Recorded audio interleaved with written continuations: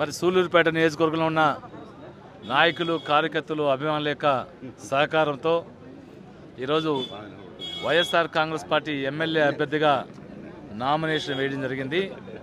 ఈ నామినేషన్కి పెద్ద ఎత్తున తరలివచ్చి విజయవంతం చేసిన ప్రతి ఒక్కరికి, అంటే వైఎస్ఆర్ కాంగ్రెస్ పార్టీ నాయకులకి, కార్యకర్తలకి, అభిమానులకి, శ్రేయోభిలాషులకి, ప్రజలకి అందరూ కూడా చేతులు జోడించి నమస్కరిస్తూ ధన్యవాదాలు తెలుపుకుంటూ, అదేవిధంగా మీడియా మిత్రులందరూ కూడా సేకరించేసేందుకు మీకు కూడా ధన్యవాదాలు తెలుపుకుంటూ, ఈ రాష్ట్ర ముఖ్యమంత్రిగా జగన్మోహన్ రెడ్డి గారు మళ్ళీ గెలవాల్సిన అవసరం ఉంది.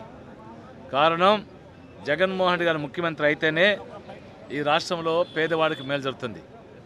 ఈ రాష్ట్రంలో పేద విద్యార్థులు చదువుకోవాలన్నా, రైతు సంతోషంగా వ్యవసాయం చేయాలన్నా, మహిళా సాధికారత రావాలన్నా, పేదవారి ఆరోగ్యం కుదుటపడాలన్నా, వాళ్ళ ఆరోగ్య విషయంలో భరోసా కావాలన్నా, వీటన్నిటికీ జవాబు జగన్మోహన్ రెడ్డి గారు ముఖ్యమంత్రిగా ఉండడం మాత్రమే. ఎందుకంటే మనం చూస్తూ ఉన్నాం, ఈ రాష్ట్రంలో అద్భుతంగా పాలన సాగిస్తున్నారు.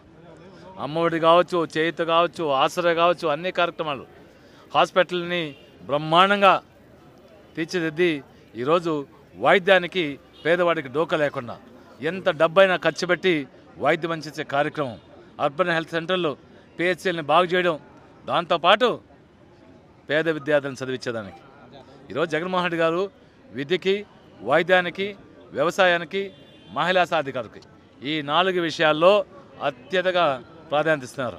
మరి పాఠశాల మనం చూస్తున్నాం, పాఠశాలలో నాడు నేడు కార్యక్రమం ద్వారా పాఠశాలని అద్భుతంగా తీర్చిదిద్ది మౌలిక వసతులన్నీ ఏర్పాటు చేసి, మరి స్కూల్లో కావాల్సినటువంటి టీచర్లను ఏర్పాటు చేసి, సబ్జెక్ట్ టీచర్లను ఏర్పాటు చేసి, పిల్లలకి ఇంగ్లీష్ విద్య కార్పొరేట్ తరహాలో ఇంగ్లీష్ విద్య అందిస్తున్న ఘనత జగన్మోహన్ రెడ్డి గారికి. జగన్మోహన్ రెడ్డి గారు ఒకటి నమ్ముతున్నారు, డాక్టర్ బాబాసాహెబ్ అంబేద్కర్ చెప్పినట్టు విద్య మాత్రమే, చదువు మాత్రమే పేద. మరిన్ని వీడియోస్ కోసం ఛానల్ ని సబ్స్క్రైబ్ చేయండి, లేటెస్ట్ అప్డేట్స్ కోసం వాట్సాప్ ఛానల్ ని ఫాలో చేయండి, అండ్ లింక్ డిస్క్రిప్షన్ లో ఉంది.